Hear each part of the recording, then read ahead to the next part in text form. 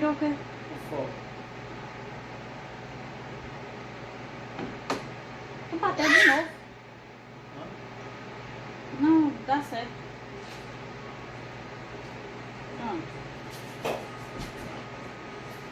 Então vamos lá, pessoal. Vamos começar. Boa tarde, né? Depois de tanto tempo. Eu vou primeiro dizer algumas coisinhas e aí a gente inicia, certo? Primeiro, a aula de hoje vai ser uma aula de revisão, certo? Daquelas 3 aulas que a gente já teve. Por quê? Porque a gente está retornando agora, está se adaptando agora, certo? Então vamos começar de novo e também porque vocês já devem ter esquecido tudo, tá bom? Então vamos com calma. E a gente vai revisar tudo hoje. E nas próximas semanas é que a gente vai dando conteúdo novo. Segundo,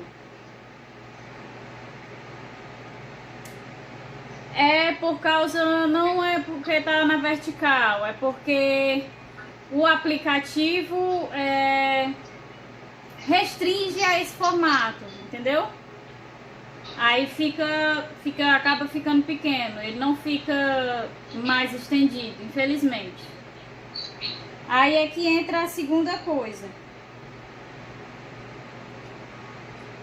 Eu achei melhor dar aula para vocês nesse formato, em que vocês conseguem me ver e ver o material, certo?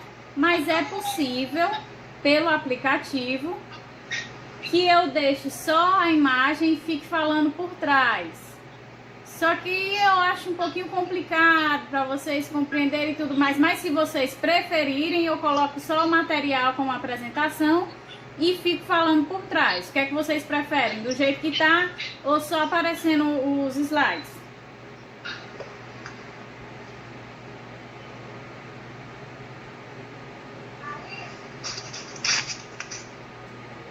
Primeiro, quem entrou, desativa o microfone, porque quem tá com o microfone ativo fica dando problema.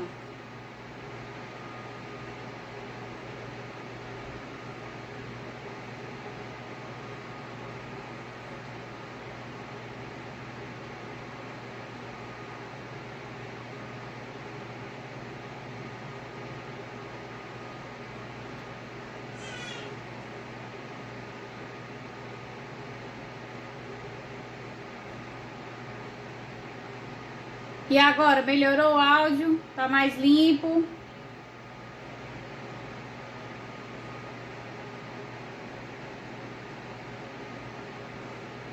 Pronto.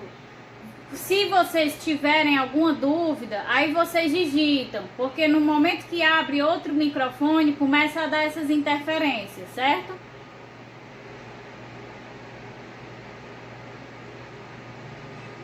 Então, decidiram? Deixa só o material e eu fico falando ou fica desse jeito aqui? Vocês me vendo e vendo o material? Só uma pessoa falou que preferia só o material.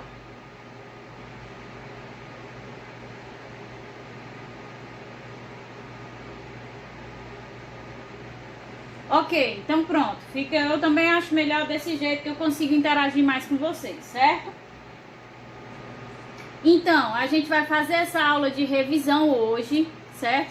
Ao final da aula, eu vou enviar para vocês as atividades que vão complementar a nossa carga horária e também vou fazer o upload dessa aula do jeitinho que ela vai ser igual. Vou fazer o upload dela no YouTube e aí vou mandar para vocês tanto as atividades, esses slides, mesmo sendo de conteúdo já dado, e também vou mandar o link da aula para vocês assistirem no YouTube. Quem, claro, não assistiu aqui, né? Como vão ser 3 aulas, então vocês vão ter 2 semanas para me enviar essas atividades, certo? As questões que eu vou enviar para vocês terão que ser enviadas individualmente, certo? Mas vocês podem se dividir para dividir o número de questões com outro colega para não ficar muito sobrecarregado. Mas é importante que vocês vejam tudo isso, que é para poder reforçar o conteúdo, certo? Porque nessa situação, quanto mais você estudar, melhor, porque imunologia é importante. Então vamos lá, a gente vai começar, certo? Beleza? Então, recordando as aulas que a gente teve, eu vou voltar hoje com o início, né, a ideia geral do que é o sistema imune e do que é a imunologia, o estudo do sistema imune. Então, o que foi que a gente viu lá na primeira aula? Que apesar de não cair na nossa avaliação, quando a gente for ter, é importante que vocês tenham esse conceito geral da disciplina. Então, o sistema imune, ele nada mais é do que um sistema do nosso organismo capaz de combater, por exemplo, qualquer agente estranho que a gente venha a ter contato, seja micro-organismo ou seja alguma substância tóxica. Além dele combater qualquer agente estranho, ele também tem a capacidade de proteger antes que nós sejamos atingidos por esse agente. Ele é capaz de proteger a gente, como por exemplo a nossa barreira primária, né? Que são a pele, as mucosas, o muco, os fluidos, certo? Que vão também nos proteger contra a entrada desses agentes estranhos. Além de tudo isso, o sistema imune, ele tem respostas independentes. A gente viu nessa primeira aula que o sistema imune, ele é composto por dois tipos de imunidade, a imunidade inata e a imunidade adquirida. Que essa imunidade inata tem vários papéis dentro do sistema imune, assim como a imunidade adquirida. E todos eles têm papéis diferentes, funções diferentes, competências diferentes, mas querendo ou não, todos atuam como? De maneira coordenada, né? Querem os slides? Vou mandar. Só um segundo, viu?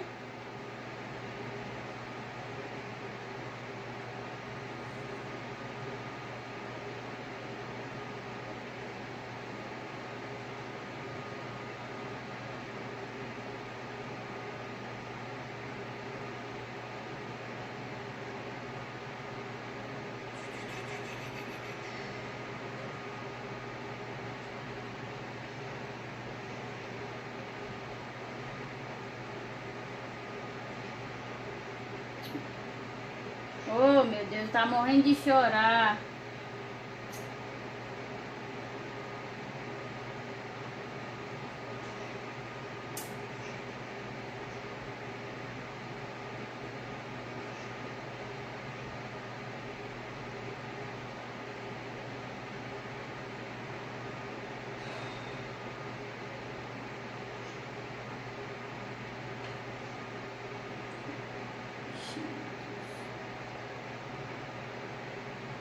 Pronto, eu mandei os slides, certo? E aí essas respostas, apesar delas terem competências diferentes, competências individuais, independentes, todas atuam de maneira coordenada, no intuito de quê? De combater aquele agente estranho ao qual o organismo está exposto, certo?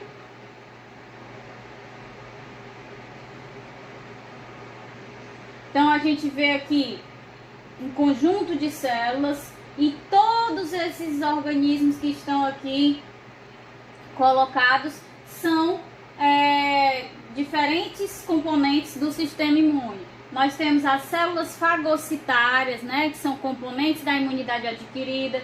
Nós temos as células natural killers, que também são componentes do sistema imune como um todo.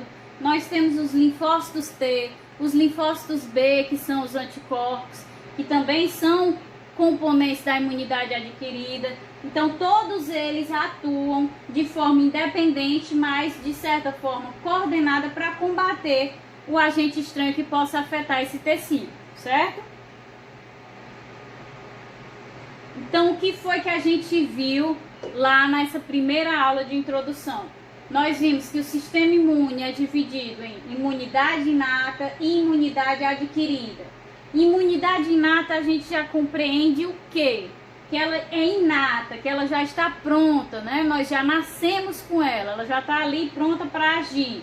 Além disso, se ela já está pronta, a partir do momento em que nós somos expostos a um agente estranho, se ela já está pronta, ela vai ter uma resposta o quê? Rápida, né? E além disso, é uma resposta primária, porque é ela quem vai responder primeiro ao contato com aquele agente estranho. Mas o que foi que a gente também viu nessa primeira aula? que a imunidade inata ela tem capacidade de responder apenas a quê? A micro-organismos, né? Já no caso da imunidade adquirida, ela também responde a esses micro-organismos, mas ela tem uma capacidade a mais. Qual é essa capacidade? A capacidade de responder também às substâncias tóxicas, certo? E a imunidade adquirida também tem quais características? Ela é mais lenta. Por quê? Pelo próprio nome a gente já vê que ela tem que ser adquirida, ela precisa primeiro ser exposta. Ela já não está pronta. A partir do momento em que a barreira primária da pele é lesada, a imunidade inata já está pronta para responder se algum micro-organismo invadir por aquela lesão. Enquanto a imunidade adquirida vai precisar ser exposta àquele agente estranho para que ela desenvolva uma resposta, certo? Além disso, qual é a outra característica da imunidade adquirida? Ela é específica, né? A imunidade inata ela é a mesma resposta para qualquer tipo de ataque, enquanto a imunidade adquirida ela é específica para aquele antígeno ao qual ela está tendo contato, certo? E além disso, qual é a outra diferença entre a imunidade adquirida e a inata?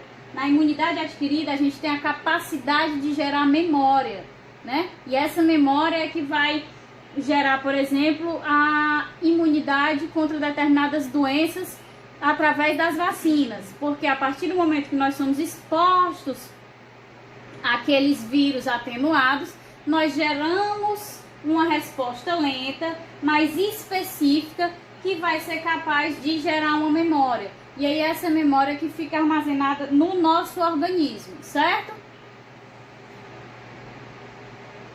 Então a gente vê aqui nessa figurinha que a gente viu na aula também, a gente tem a imunidade inata com os seus componentes que atuam de maneira independente e diferente.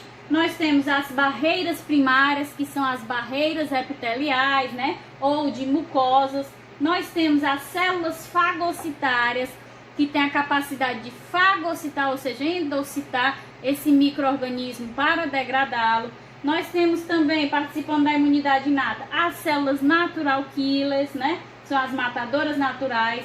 Também temos, dentro da imunidade inata, o sistema do complemento, que nada mais é do que várias proteínas que têm a capacidade também de defender o organismo contra esses micro-organismos.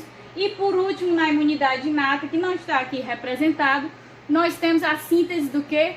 Dos hormônios, né? Que são as citocinas e as quimiocinas que a gente viu, ok? E na própria figura a gente pode observar o quê?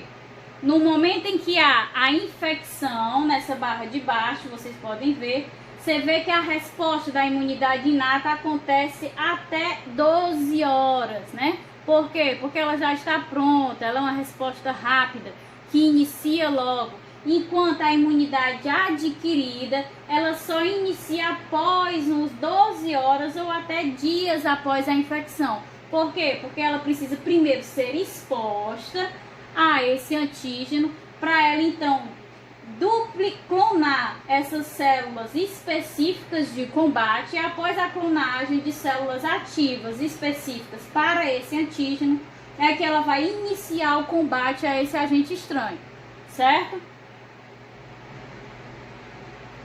Então vamos lá, especificamente a gente viu que a imunidade inata, ela tem 5 principais modos de ação, né? Nós vimos que primeiramente temos as barreiras físicas, que de fato atuam como barreira primária à entrada de qualquer micro-organismo, que é o quê? A pele, as mucosas, os fluidos, o muco, certo? Que impedem que esses micro-organismos adentrem nas células e no nosso corpo. A segunda resposta vem aqui das células fagocitárias, certo? Que são as células que vão endocitar esses micro-organismos. E aí o que é que a gente sabe? Que de fato ela atua como uma segunda resposta. E a partir dessa resposta, dessa fagocitose desse micro-organismo, o que é que essas células fagocitárias vão desencadear? Vão desencadear uma resposta inflamatória, né? E essa resposta inflamatória vai estimular outros componentes do sistema imune.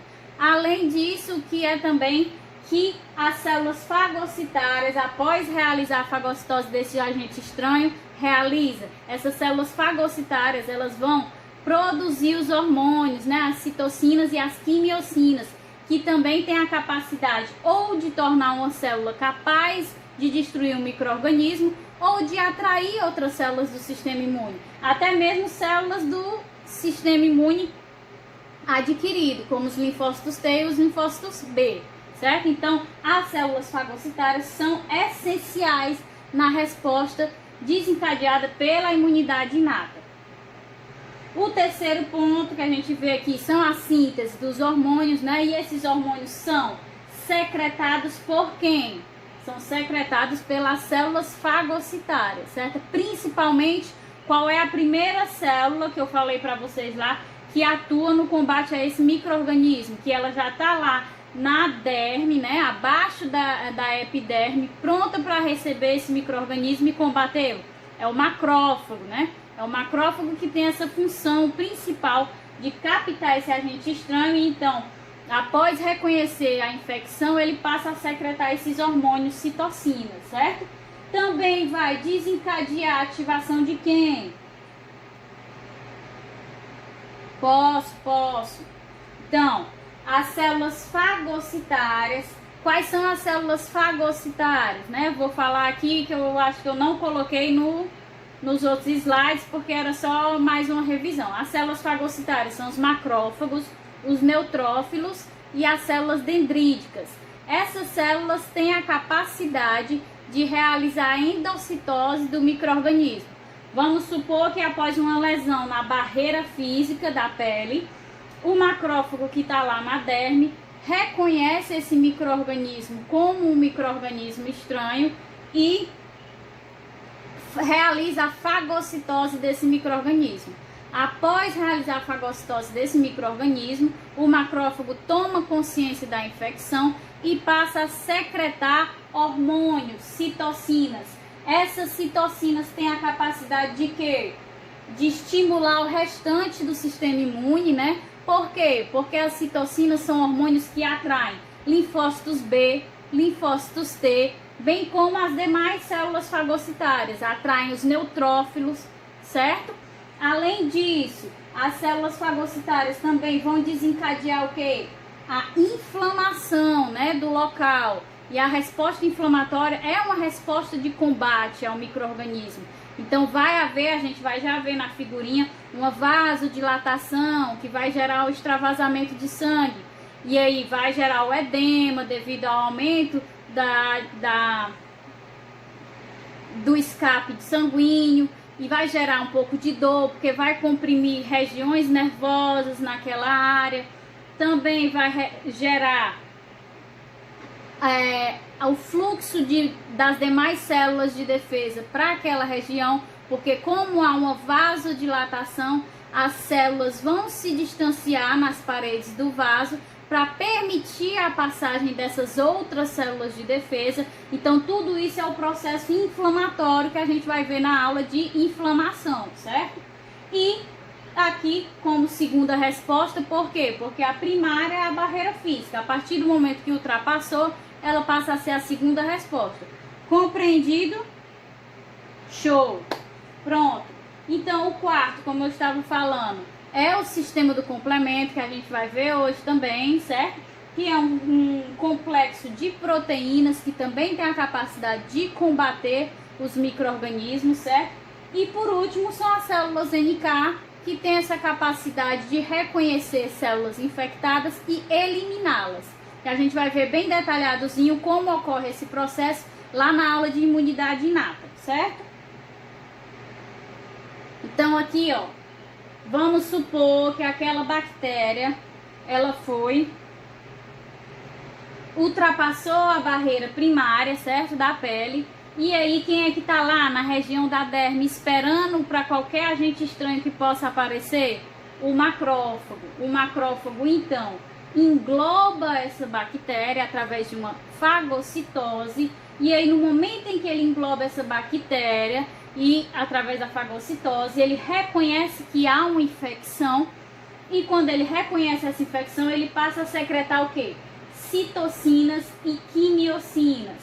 Quimiocinas nada mais são que tipos de citocinas. Esses hormônios vão catalisar o quê? A vasodilatação. Aqui vocês veem que as células estão bem próximas e aqui elas estão afastadas. Essa vasodilatação ocorre para quê? Para facilitar a penetração de outras células de defesa. Aqui é um neutrófilo, aqui linfócito T, aqui linfócito B, para que eles possam penetrar nessa região e também combater esse micro-organismo. Ou seja, tudo ocorre para otimizar o combate no sistema imune, certo? Além disso, vai haver o extravasamento do sangue para que permita essa passagem dessas outras células do sistema de defesa. Por isso, há a formação do processo inflamatório. Então, aqui está havendo a passagem dessas células de defesa pelos espaços que são criados através da vasodilatação. Esse processo de passagem de outras células de defesa entre as células das paredes dos vasos é chamado de diapedese, certo? É isso que ocorre quando há uma infecção. Então, mas aí você pode se perguntar, que a gente também viu, como é que o macrófago... Ok, o macrófago é o primeiro que responde porque é ele quem está lá abaixo da epiderme, é ele quem está lá na derme. Mas como é que ele reconhece esse micro-organismo? E aí a gente falou lá na aula que o macrófago ele tem na sua membrana diversos receptores para padrões moleculares que são associados a patógenos. O que é um padrão molecular que é associado a patógeno? Determinados patógenos têm sempre em sua membrana substâncias que são comuns a todos eles, seja de diferentes espécies ou gêneros, mas tem esse padrão em sua membrana. E aí o macrófago ele tem esses diversos receptores que tem essa capacidade de reconhecer esses pumps, né? Que são esses padrões moleculares. Então é assim que ele reconhece aquele micro-organismo e a partir daí ele começa a formar os pseudópodes para formar a vesícula endocítica, né? E fagocitar aquele micro-organismo, certo? Enquanto a imunidade adquirida, a gente viu que ela era dividida em quê? A gente acabou de ver que na imunidade inata ela tem 5 competências lá diferentes que ela utiliza. Já a imunidade adquirida, ela também tem competências diferentes, mas essas competências estão divididas em 2 sistemas diferentes. A imunidade adquirida humoral e a imunidade adquirida celular. O que diferencia a humoral da celular? Na imunidade adquirida humoral, quem vai atuar, quem compõe essa imunidade adquirida humoral são os linfócitos B, que nada mais são que quem? Os anticorpos, né? Já no caso da imunidade adquirida celular, quem vai atuar são quem? Os linfócitos T, que são os linfócitos T auxiliares, né? Que tem aquele cluster de diferenciação do tipo CD4, e tem os linfócitos T citotóxicos, que são os que têm o cluster de diferenciação do tipo CD8. Lembram que a diferenciação entre ser linfócito T auxiliar e citotóxico se dava pela presença de proteínas que formam um conjunto na membrana desses linfócitos.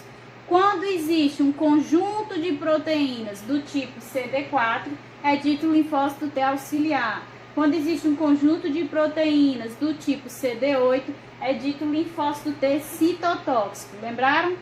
Vamos lá. Então aqui a gente vê a estrutura de um anticorpo, né? Como é que esse anticorpo vai atuar no sistema imune. Então, a estrutura do anticorpo é sempre em Y, certo?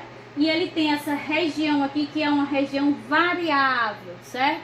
E aqui ele tem uma região constante, que está presente em todos os anticorpos. E nessa região aqui é a região variável. E por que o anticorpo precisa ter essa região variável? Lá no início da aula eu não falei que os anticorpos, eles são específicos, não apenas os anticorpos, mas os linfócitos T também. Ou seja, a imunidade adquirida é uma resposta específica. No caso da imunidade adquirida humoral, dada pelos anticorpos, como é que se dá essa especificidade? Se dá justamente aqui, essa região variável, que é gerada pela expressão de diferentes genes, dependendo da formação do anticorpo, é que vai ser específica para determinado antígeno. Então, um determinado micro-organismo, quando degradado na fagocitose, gera diversos pedaços de peptídeos. Cada peptídeo gerado é um tipo de antígeno. Então, haverá um anticorpo para o primeiro peptídeo gerado, certo? Específico para ele. Vai haver também um anticorpo para o segundo peptídeo gerado, certo? E vai haver um anticorpo também para o terceiro peptídeo gerado, específico para cada um deles, certo? Então, a gente tem que a resposta através dos anticorpos tem especificidade, certo? Além disso, é importante lembrar que o anticorpo,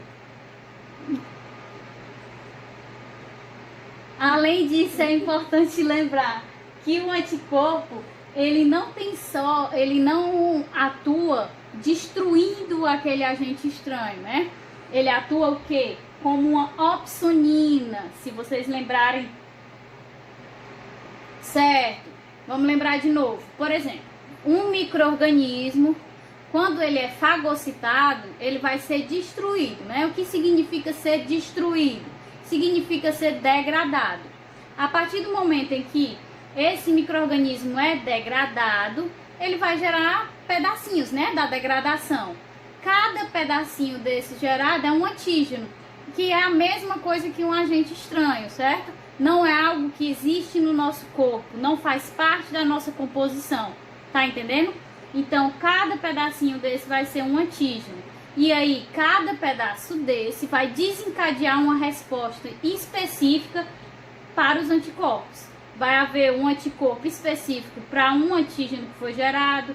Não tem vários pedaços? Então, vários anticorpos específicos vão ser gerados. Deu para entender? Esses peptídeos que eu digo são antígenos. Pronto. Então, o anticorpo específico, a partir do momento que ele se liga a esse antígeno, ele não vai degradar esse antígeno, esse agente estranho. Ele vai atuar como o quê? Vai atuar como opsonina. E o que significa opsonina, professora? Eu não estou me lembrando.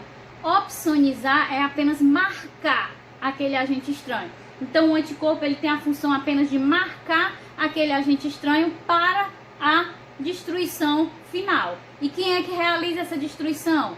As células fagocitárias. Elas que têm essa capacidade de endocitar aquele agente estranho e degradá-lo. Então, as células fagocitárias endocitam tanto o anticorpo como o antígeno, porque eles vão estar ligados, eles vão formar um imunocomplexo, certo?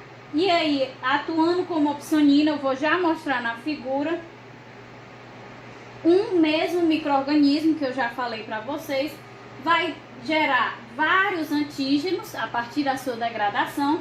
Então, se gera vários antígenos, vai gerar também o quê? Vários anticorpos, certo? Compreendido? Ficou claro? Então, aqui, ó, a gente tem uma infecção por um micro-organismo, certo? A gente tem aqui um macrófago no cantinho. E aí vem esse micro-organismo, vai ser reconhecido, um pontinho dele, certo? Um pedaço dele vai ser reconhecido por um anticorpo específico, tá? Que essa região do micro-organismo foi reconhecida por esse anticorpo específico. E aí o que é que ele está fazendo aqui, se ligando várias vezes a esse micro-organismo, a essa região específica? Ele está marcando esse micro-organismo. Para quem puder atuar destruindo? Macrófago. Ó, o macrófago começando a formar aqui os pseudópodes para poder formar a vesícula fagocitária. Ele marca o micro-organismo para ser destruído pelo macrófago. Aqui no final, ó, o macrófago formou a vesícula e dentro do macrófago há a degradação desse micro-organismo, ou seja, a destruição dele, certo? É assim que o anticorpo atua. Do mesmo jeito, eu não falei para vocês lá no início que a imunidade inata ela só responde a micro-organismos, enquanto a imunidade adquirida responde tanto a micro-organismos quanto a substâncias tóxicas. A mesma coisa quando as substâncias tóxicas acabam caindo na corrente sanguínea de um organismo. Quando essa substância cai na corrente sanguínea, ela vai atuar nas suas células-alvo, e normalmente, sempre uma substância tóxica, ela vai ter uma célula que tem um receptor específico para ela, por isso ela causa tanto dano. Então, se ligando lá aos receptores dessa célula, ela vai ter a capacidade de destruir essa célula, certo? Mas aí, a partir do momento em que, além da célula que pode reconhecê-la e ser destruída, o anticorpo também acaba reconhecendo essa toxina, então tira essas toxinas da direção da célula-alvo e passa a proteger e marcar essa toxina para ser o quê? Degradada, né? E ela é degradada de novo por quem? Pelo macrófago. Mas, professora, veneno de cobra, óxido nítrico, todo tipo de veneno, cianeto, que a gente possa entrar em contato, é exemplo de substância tóxica, que a gente pode entrar em contato até pelo ar e aí causar os danos. O antraz é um tipo de substância tóxica, certo?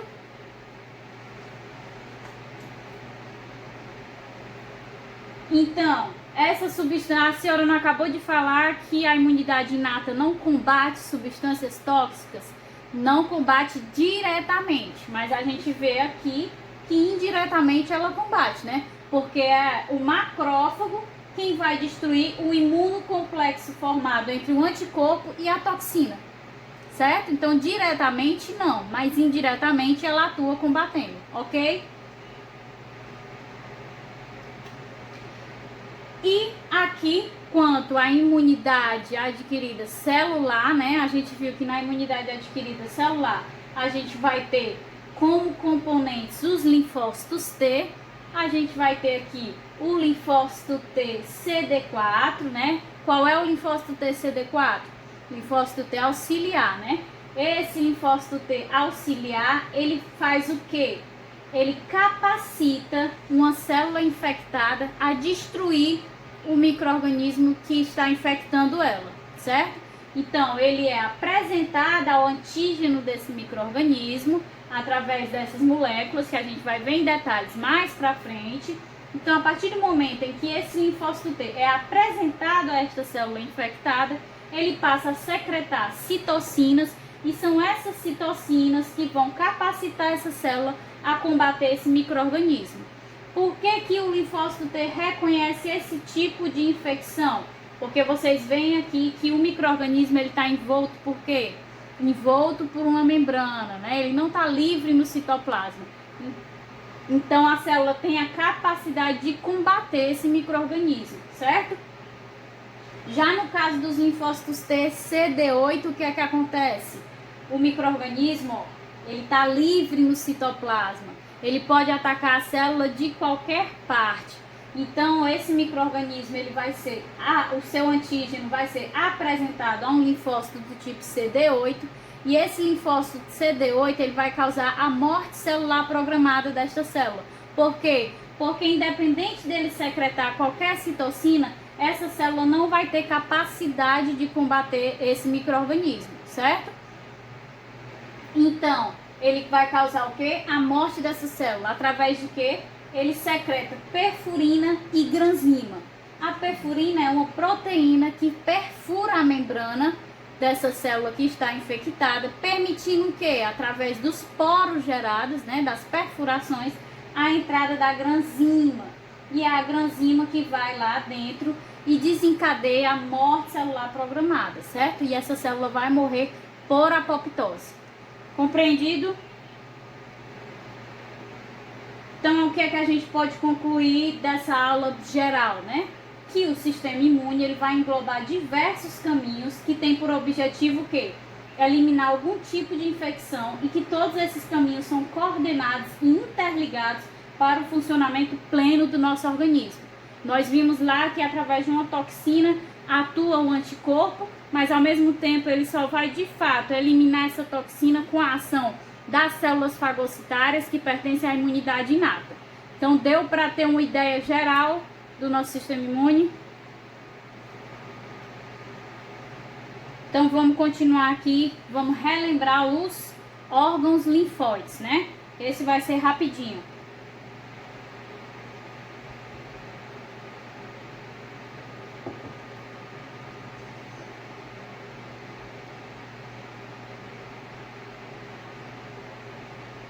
Então vamos lá. Na aula de órgãos linfóides, o que foi que a gente viu? Que existem órgãos linfóides primários e órgãos linfóides secundários. O que é que diferencia essa categorização desses órgãos? Os órgãos linfóides secundários são onde ocorre a síntese e a maturação das células de defesa do organismo, enquanto os órgãos linfóides secundários são onde ocorre o ponto de encontro. Ponto de encontro de quê? Tanto das células de defesa que foram sintetizadas e maturadas nos órgãos primários e os antígenos, ou seja, os agentes estranhos. Então aqui é apenas o ponto de encontro entre as células de defesa e os micro-organismos.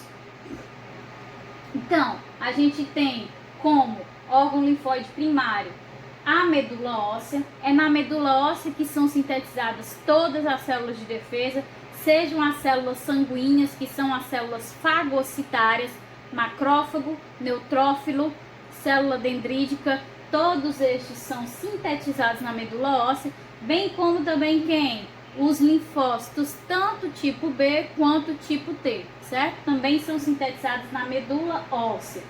E aí, na medula óssea também, as células sanguíneas, que são as células fagocitárias, certo? São a mesma coisa. Essas células também vão sofrer maturação na medula, certo?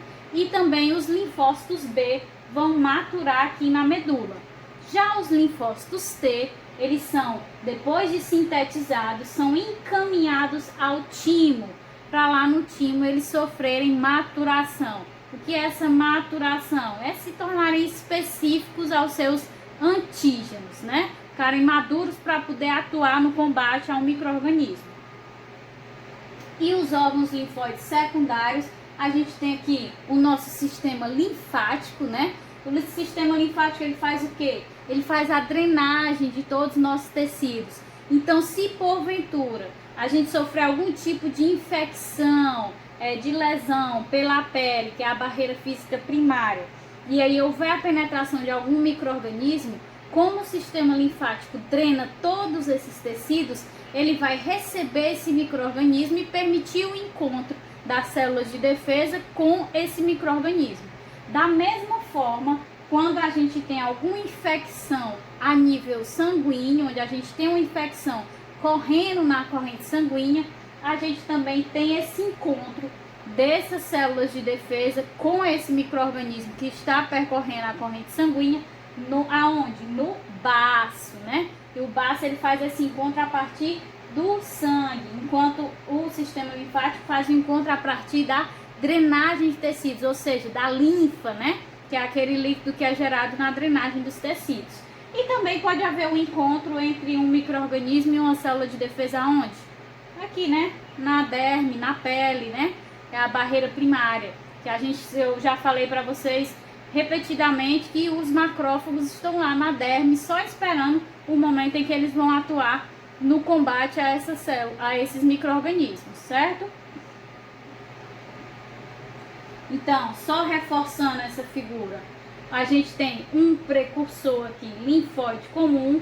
Então, a gente tem que ambos são sintetizados na medula óssea, tanto o linfócito B como o linfócito T. Só que o que acontece? A maturação dos linfócitos B ocorre mesmo ainda na medula óssea, enquanto a maturação dos linfócitos T é encaminhada para onde? Para o timo. E aí só depois que eles estão maduros é que eles são liberados na corrente sanguínea, para poder o quê? Ficar recirculando até o momento em que eles vão encontrar um micro-organismo. Essa questão de recirculação é muito importante, tanto no sistema linfático como no baço, através da corrente sanguínea.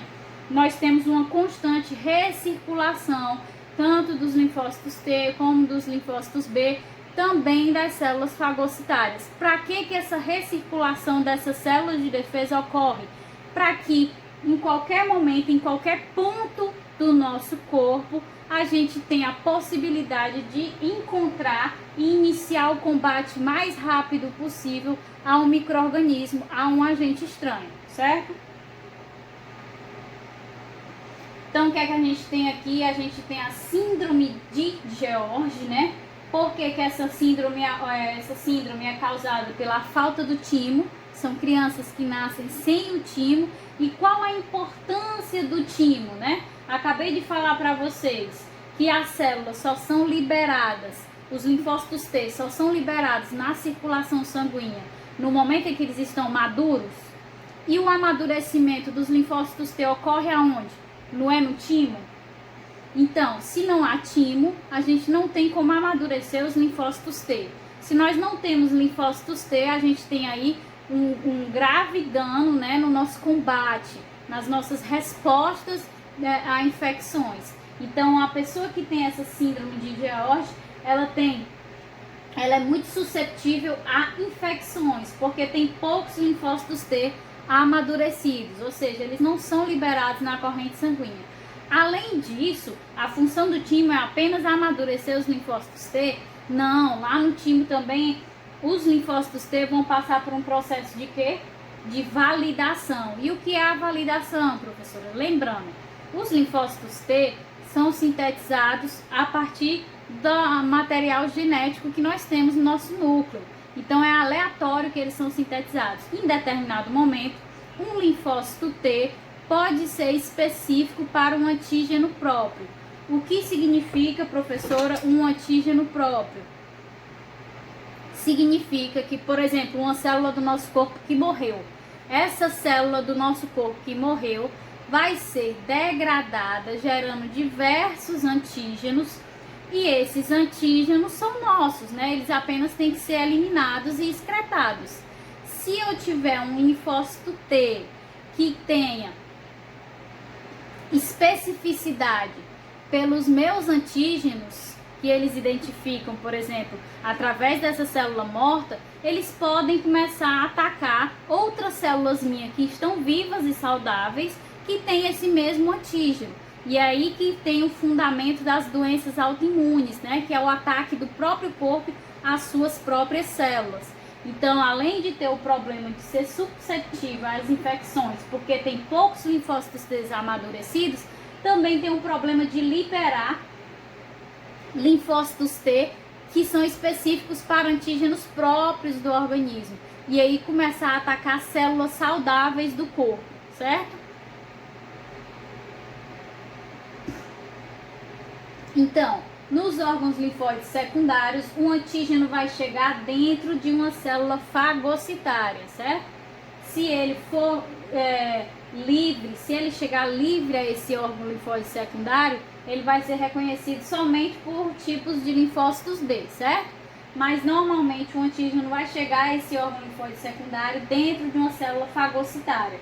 E aí ele vai ser apresentado ao linfócito T. Quando o linfócito T virgem reconhece o antígeno para o qual ele é específico, ele é então ativado. Quer dizer então que enquanto o linfócito T não reconhece um antígeno para o qual ele é específico, ele é chamado de virgem. A partir do momento que ele reconheceu o antígeno para o qual ele é específico, ele se torna o quê? Ativo, passa a ser chamado de linfócito T ativado. E a partir do momento que ele é ativado, ele vai sofrer expansão clonal. O que é a expansão clonal? Apenas a multiplicação desses linfócitos T para combater aquele antígeno daquele agente estranho, certo? Então, os linfócitos T vão se direcionar ao local da infecção por quimiotaxia, certo? E o que é essa quimiotaxia? No local da infecção, vocês lembram do início da aula, que quando o macrófago ele reconhece o micro-organismo e realiza a fagocitose, ele passa a secretar o que? Citocinas, e um tipo específico de citocina que é a quimiocina, né? Essas quimiocinas têm a capacidade de atrair linfócitos para o local da infecção. Então, quando ele se torna ativo, ele consegue expressar na sua membrana receptores para essas quimiocinas que estão sendo liberadas lá no local da infecção. E aí, quando ele expressa esses receptores e reconhece essas quimiocinas, ele consegue agora ser direcionado ao local da infecção. Então, após ele ser ativado, é que ele passa a expressar os receptores para essas quimiocinas que estão sendo produzidas lá no local da infecção. Ok? Então, aqui, só para finalizar, a gente já tinha visto essa figurinha na aula, certo? Que a gente vai entrar agora no sistema do complemento, que tinha algumas pessoas que tinham ido lá para a prova de monitoria, né? E mas aí vai ser a última parte da nossa aula de revisão, e aí semana que vem a gente volta já com a imunidade inata, certo? Então, a gente tem aqui a infecção, né? Passando aqui a barreira primária, e aí a partir do momento em que esse micro-organismo ultrapassa a barreira primária, a célula fagocitária vai fagocitá-lo, ele aqui dentro da célula fagocitária, e essa célula fagocitária vai se dirigir aos órgãos linfóides. O que? Quais órgãos linfóides? Os secundários, né? Porque é nos secundários que existe o ponto de encontro entre células de defesa e os micro-organismos que são identificados. Então, essa célula fagocitária que está englobando aqui o micro-organismo se dirige ao linfonodo. Nesse linfonodo, ela vai se encontrar com o linfócito T, certo? Esse linfócito T, sendo específico para esse antígeno, vai se tornar de virgem para ativo, e no momento em que ele é ativado, ele passa a expressar receptores de membranas para quê? Para quimiocinas. Essas quimiocinas estão sendo produzidas aqui pela célula fagocitária e elas vão agora atrair esse linfócito que acabou de reconhecer o seu antígeno específico.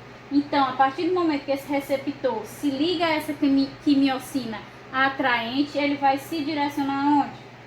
Lá para o local da infecção. No entanto, se esse micro-organismo entrar diretamente na circulação, não for fagocitado, o que é que vai acontecer com esse micro-organismo? Ele vai ser reconhecido por quem? Se ele está livre, ele é reconhecido por linfócitos B, não é isso? Também encontrando-se aqui no órgão linfóide secundário. Ok, os órgãos linfóides, tranquilo?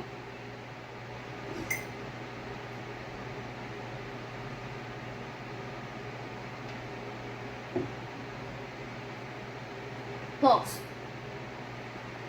Tá certo. Vamos lá. Então, aqui a gente está vendo uma infecção, certo? Eu vou iniciar com o mais simples. Se esse micro-organismo infectou, ultrapassou a barreira primária, ele entra na corrente sanguínea ou nos linfonodos, certo? A partir da drenagem desse tecido. E aí, nessa forma livre, ele vai se direcionar aqui aos órgãos linfóides secundários para ser reconhecido por linfócitos B. Porque os linfócitos B é que tem a capacidade de reconhecer os micro-organismos na sua forma livre, certo? Mas também, como eu disse para vocês lá no início da aula, ainda da introdução, explico já.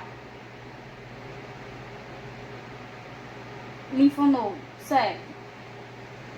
Então, o sistema linfático, ele não está abaixo da nossa pele, né? Ele não faz a drenagem dos tecidos. Quando ele faz essa drenagem, ele pode puxar esses micro-organismos que penetraram essa barreira primária, certo? Então, ele faz essa drenagem, é o que a gente chama de linfa, né? A linfa que circula no nosso sistema linfático, certo? Então, essa linfa vai circular até chegar a um linfonodo, que são esses nódulos. No linfonodo, esse micro-organismo na sua forma livre, tá aqui, vamos supor que esse desenhozinho tá aqui na forma livre, certo? Quando ele está na sua forma livre, o micro-organismo, ele vai ser reconhecido por um linfócito B. Isso vai acontecer aonde?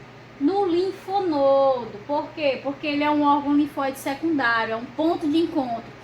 Professora, se no caso não fosse a drenagem do tecido, se tivesse caído na corrente sanguínea, também seria no linfonodo, agora seria onde? No baço, né? Que é quando a gente tem o ponto de encontro de micro-organismos que estão no sangue e as células de defesa ocorre no baço, certo?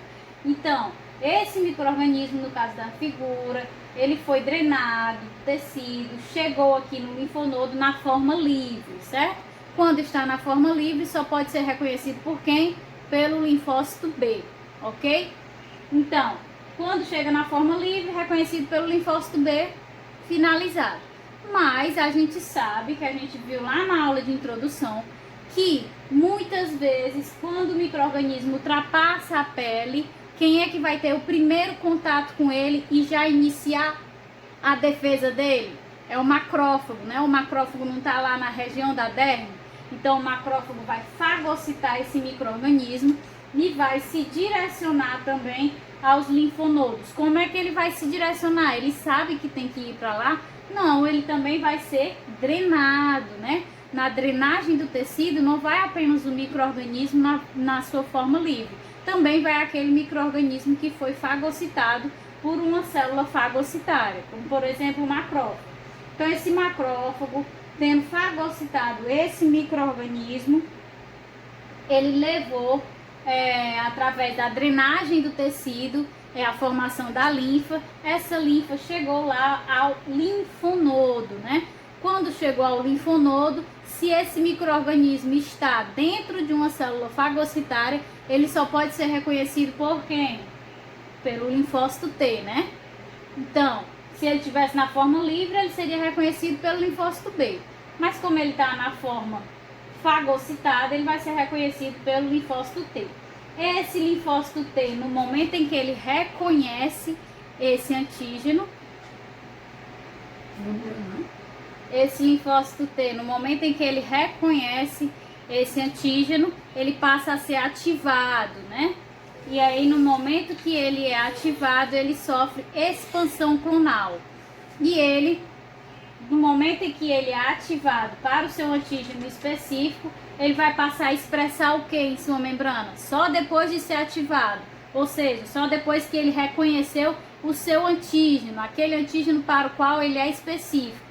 Depois de ativado, ele passa a expressar receptores de membrana para as quimiocinas que já estavam sendo produzidas lá no local da infecção, que são moléculas que têm a capacidade de atrair esses linfócitos.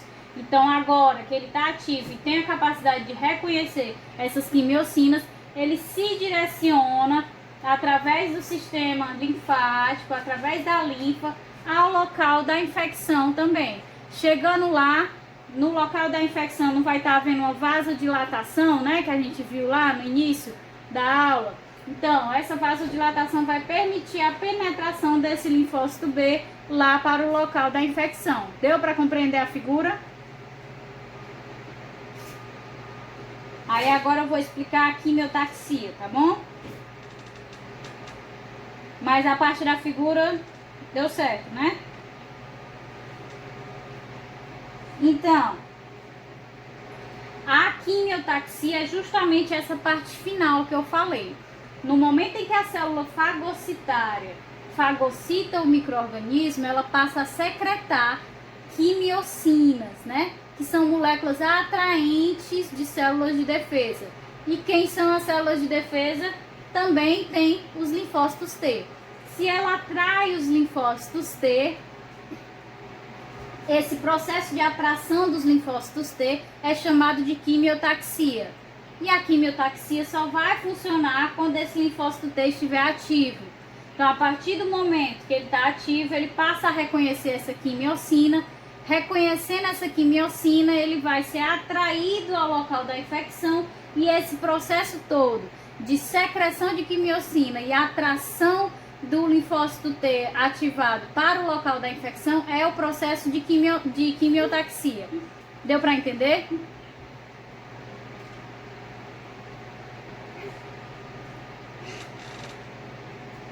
Pronto. E agora a gente vai finalizar com o sistema do complemento, certo?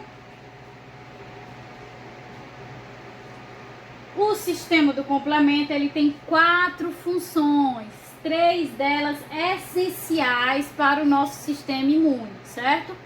Ele tem uma função de necrose celular. Como é que se dá a necrose celular por esse sistema? Ele vai causar um desequilíbrio osmótico em células infectadas. Essa é a primeira e principal função do sistema do complemento, certo? A segunda função do sistema do complemento é causar inflamação. E como é que ele causa essa inflamação? Como é que ele desencadeia esse processo inflamatório? Através da secreção de anafilatoxinas, certo? São as chamadas moléculas anafilatoxinas, que têm essa capacidade de desencadear o processo inflamatório. A terceira função, também essencial do sistema do complemento, é a opsonização. E o que é opsonização? Anteriormente eu já falei para vocês o que significa opsonização, né? Lá o anticorpo que eu falei, que não tem a capacidade de destruir diretamente o micro-organismo, ele tem a capacidade de só o quê? De marcar esse micro-organismo para ser destruído, não é isso? E por isso ele se classifica como opsonina. É a mesma coisa das proteínas do sistema do complemento. As proteínas do sistema do complemento, elas têm a capacidade de marcar o micro-organismo para que ele seja destruído, certo? Então é o processo de opsonização, e as proteínas do sistema do complemento também são chamadas de opsoninas, assim como os anticorpos que a gente falou. E por último, certo? O sistema do complemento também tem a capacidade de remover imunocomplexos. Não tem lá a formação do anticorpo com a toxina, aí forma aquele imunocomplexo que a gente viu lá nas figurinhas, ou então a ligação do anticorpo com o micro-organismo, e também tem a formação lá daqueles imunocomplexos. O sistema do complemento também tem a capacidade de remover esses imunocomplexos, de destruí-los, degradá-los, certo? A gente viu na aula também que o sistema do complemento, ele pode ser ativado de três formas distintas, certo? Ele pode ser ativado pela ligação do anticorpo, pela identificação de um complexo anticorpo mais antígeno, certo? Quando ele identifica a formação desse complexo, ele ativa a sua via clássica, certo? Quando ele identifica a ligação do antígeno com uma proteína chamada C3b, ele vai ativar a sua via alternativa. E quando ele identifica a ligação da proteína chamada lectina à mannose que está presente lá na membrana celular dos micro-organismos, ele vai ativar a sua via da lectina. Ou seja, ele pode ser ativado por três vias diferentes. E essa ativação vai depender diretamente de quê? Do que ele vai encontrar. Se ele encontrar uma proteína lectina ligada a um resíduo de mannose, ele ativa através dessa via. Se ele encontrar a proteína C3b ligada ao antígeno, ele vai ativar através da via alternativa. Enquanto se ele encontrar aqui o anticorpo ligado ao antígeno, ele vai ativar através da via clássica, certo? Independente, todas essas três vias vão culminar no mesmo mecanismo. Que mecanismo é esse? O mecanismo geral, após o processo de ativação, é a síntese de uma C3 convertase, que é uma enzima que a gente vai ver. Depois vai culminar na síntese de uma C5 convertase, outra enzima. Depois vai culminar na formação do complexo C5b mais C6, C7, C8. Esse complexo vai ter a capacidade de quê? De recrutar várias moléculas de C9, que vão formar o complexo de ataque à membrana, que é o MEC. Esse complexo de ataque à membrana é que tem capacidade de quê? De perfurar a membrana da célula infectada e gerar a necrose dessa célula através do desequilíbrio osmótico, né? Porque como a perda do conteúdo intracelular gera esse desequilíbrio osmótico e a necrose da célula. Entenderam as 3 formas de ativação do sistema do complemento? Então vamos lá. Aqui novamente, só para a gente reforçar, sistema do complemento pode ser ativado pelo quê? Pela via alternativa. Essa via alternativa depende de quê para ser ativada? Da ligação deste micro-organismo com a molécula de C3b, não é isso? Teve a ligação de C3b com o micro-organismo, ativou a via alternativa. No entanto, se há aqui a ligação do anticorpo com esse micro-organismo, a gente vai ter a ativação de qual via? A via clássica, né? E por último, se há a ligação aqui da proteína lectina com o resíduo de manose do micro-organismo, a gente vai ter a ativação de qual via? Da via das lectinas, né? Então, independente de qual foi a forma de ativação do sistema do complemento, todas elas vão culminar no mesmo mecanismo geral do sistema do complemento, certo? Qual é esse mecanismo geral do sistema do complemento? É a geração de uma molécula chamada de C3 convertase, como o próprio nome diz, é uma enzima. E o que é que essa C3 convertase tem a capacidade de fazer? A C3 convertase quebra uma molécula chamada de C3 em duas, que é a C3A e a C3b.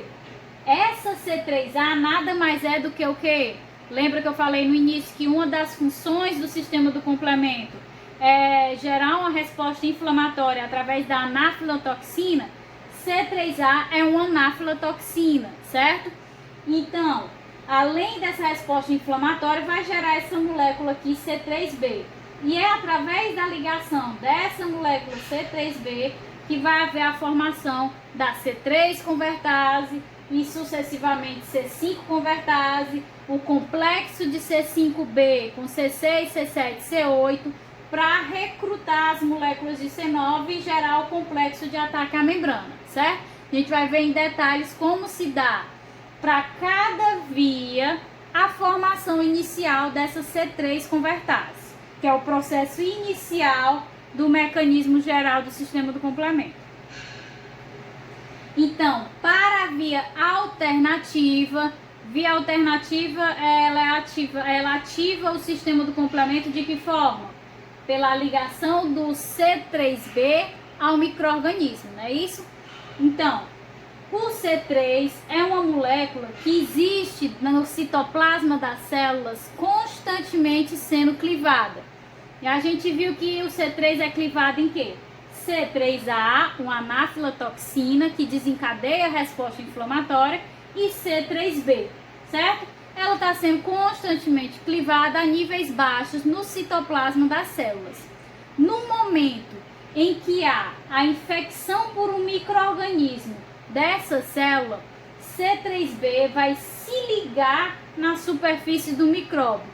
Mas, professores, se não houver uma infecção, o que é que está acontecendo com essas moléculas de C3 que estão sendo clivadas? Estão sendo degradadas, certo? À medida que elas não forem sendo utilizadas, elas vão sendo degradadas.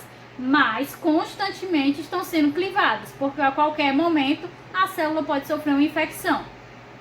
Então, no momento em que esse C3b se liga à superfície do micróbio, ele vai recrutar um fator B, que vai recrutar um fator D catalisador. E o que esse fator D catalisador consegue fazer?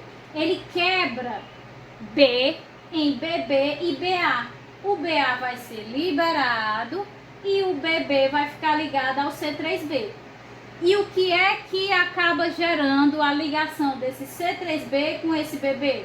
A C3 convertase, que é o passo inicial, né, do mecanismo do sistema do complemento.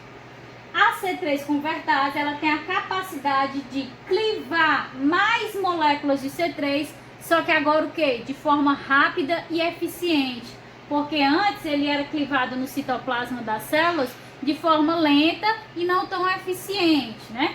Agora não, com a ação dessas enzimas, as enzimas não otimizam reações, então ele vai clivar de forma rápida e eficiente moléculas de C3, gerando mais anafilotoxinas para desencadear a resposta inflamatória e mais moléculas de C3b. Essas moléculas de C3b podem realizar essa função inicial aqui de marcar o micróbio e iniciar todo o processo até gerar C3 convertase, ou elas podem se ligar a C3 convertase. No momento em que C3b se liga a C3 convertase, vai gerar quem? C5 convertase. E a C5 convertase, de acordo com a figura que a gente viu antes, é o que? É o segundo passo do mecanismo de ação do sistema do complemento, né? Essa C5 convertase vai fazer a mesma coisa que a C3 convertase, só que agora com C5. Ela vai clivar C5 em C5A e C5B. E o C5A também é uma anafilotoxina que vai desencadear uma resposta inflamatória. E o C5B vai aqui se ligar às outras proteínas do sistema do complemento, que a gente vai ver mais à frente, que é o C6, C7, C8, formando um complexo, certo? Então aqui é a ativação da via alternativa. Agora é o sistema de ativação da via o quê? Da via clássica, né? Então, para ativar a via clássica, a gente precisa de quê que a gente viu? O anticorpo ligado ao antígeno. Quando a gente tem o anticorpo ligado ao antígeno, a gente vai, através do sistema do complemento, ativá-lo e vai ativar uma proteína dele chamada de C1, que é essa bem grande aqui, que está se ligando aos anticorpos em ambos os lados. Essa proteína C1, depois de se ligar ao complexo antígeno-anticorpo, ela vai ter capacidade de recrutar outra proteína do sistema do complemento. Que proteína é essa? A proteína C4. Essa proteína C4 vai se ligar então à à membrana do micro-organismo e vai então ser clivada em C4A e C4B. O C4A da molécula de C4 não é uma anafilotoxina forte, então ele é liberado para ser degradado, ele não vai ser liberado para gerar uma resposta inflamatória, porque não é uma boa anafilotoxina. Então o C4B que foi gerado nessa clivagem vai recrutar C2 e o C2 vai ser clivado em C2A e C2B. Nesse caso, a anafilotoxina fraca aqui é C2B. C2B vai ser liberado para ser degradado e C2A vai ficar ligado ao C4B. Então, a partir do momento em que C2A se liga a C4B, vai haver a formação de quem? C3 convertase. C3 convertase consiste no quê?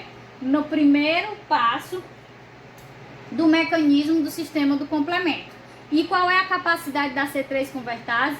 Acelerar a clivagem das moléculas de C3 em C3A e C3B. Agora, a C3A é uma ótima anafilotoxina. Se ela é uma ótima anafilotoxina, ela vai desencadear a resposta inflamatória. Enquanto o C3B vai poder marcar o patógeno, ou então ele vai poder, da mesma forma que na via alternativa, se ligar a quem? Se ligar a C3 convertase. Quando C3B se liga a C3 convertase, que a gente já viu, gera quem? C5 convertase, né?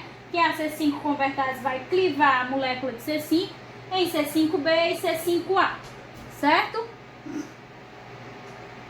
Por último, a gente tem aqui a via da lectina, né? Que funciona similar à via clássica. Então, essa proteína aqui, lectina, no momento em que ela reconhece o resíduo de manose desse micro-organismo, professora, por que um resíduo de manose? Vocês se lembram que eu falei lá no início da aula que os micro-organismos, eles têm padrões moleculares associados a eles, né, que são os PAMPs. Então, manose é um tipo de PAMP, é um tipo de padrão molecular associado ao patógeno.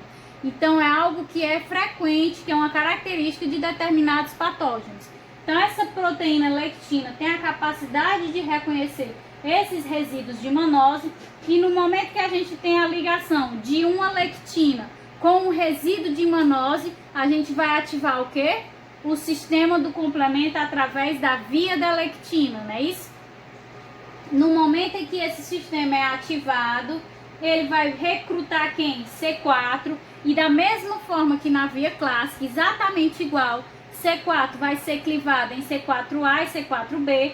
C4A não é uma boa anafilotoxina, será degradada, e C4B se liga à membrana do patógeno. Quando C4B se liga à membrana do patógeno, ele pode então recrutar quem? C2. C2 também será degradado em C2A e C2B. O C2B, nesse caso, é a anafilotoxina fraca, que também será degradada. E o C2A vai ficar ligado lá ao C4B, na membrana do micro-organismo. No momento em que há a ligação do C2B com o do C2A com o C4B, há a formação de quê? Da C3 convertase. C3 convertase nada mais é do que o primeiro passo do mecanismo do sistema do complemento. C3 convertase vai clivar C3 em C3A e C3B, e esse C3B pode tanto se ligar ao micro-organismo como se ligar a quem? A C3 convertase, gerando o quê? A C5 convertase. Essa C5 convertase vai clivar moléculas de C5 em C5A e C5B. C5A, ótima anafilotoxina, vai desencadear a resposta inflamatória.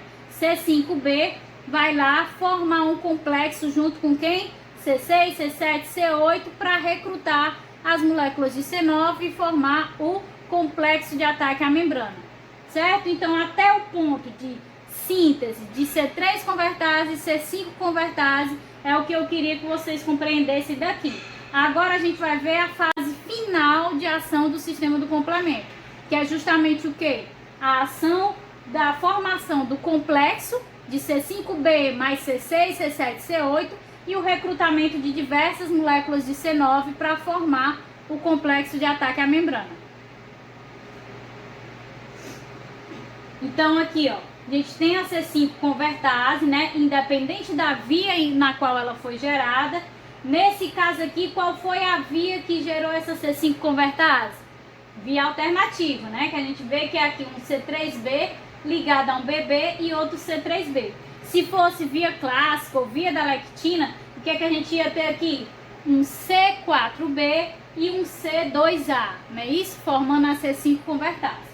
Então, a C5 convertase tem essa capacidade de clivar moléculas de C5, liberando a C5A para desencadear o processo de inflamação, enquanto o C5B vai poder agora se ligar a quem, ó? Então, aqui ela, C6, C7, C8. Essas 4 proteínas vão formar um complexo, e é esse complexo que tem a capacidade de recrutar várias moléculas de C9. Cada uma dessas proteínas aqui é uma C9. Várias moléculas de C9 se complexam para formar um poro, né? Para formar uma proteína canal que tem a capacidade de perfurar a membrana desse micro-organismo. No momento em que esse complexo de C9 perfura a membrana do micro-organismo, que é justamente o complexo de ataque à membrana, ela vai desencadear o quê? O extravasamento do conteúdo intracelular. No momento em que o conteúdo intracelular desse micro-organismo extravasa, ele sofre com o quê? Com desequilíbrio osmótico, que vai desencadear a necrose desse micro-organismo e a morte do mesmo. Deu para entender a ação do complemento?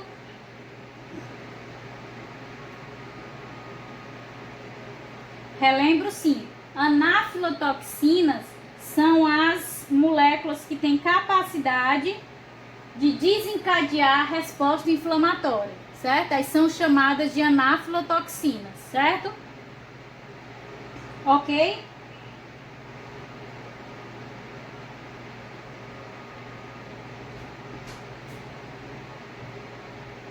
Pronto, pois a gente encerrou hoje. E aí agora, só na próxima semana, no mesmo horário, eu vou enviar para vocês. Já enviei, né, o material, e vou enviar agora o estudo dirigido, né, com as questões que vocês têm que resolver para a gente poder cumprir a nossa carga horária, certo? E aí na próxima semana eu já envio antes os slides e a gente continua. Nesse formato foi ok, o áudio foi ok, imagem.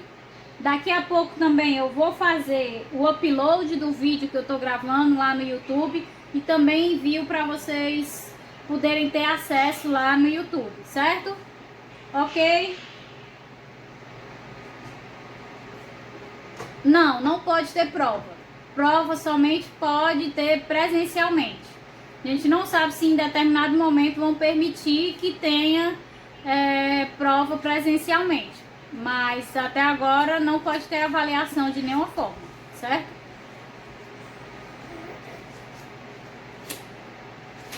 Ok? Pois pronto, gente. Até a próxima semana, viu? Obrigadinha por terem participado. Bombou aqui, 32. Achei massa.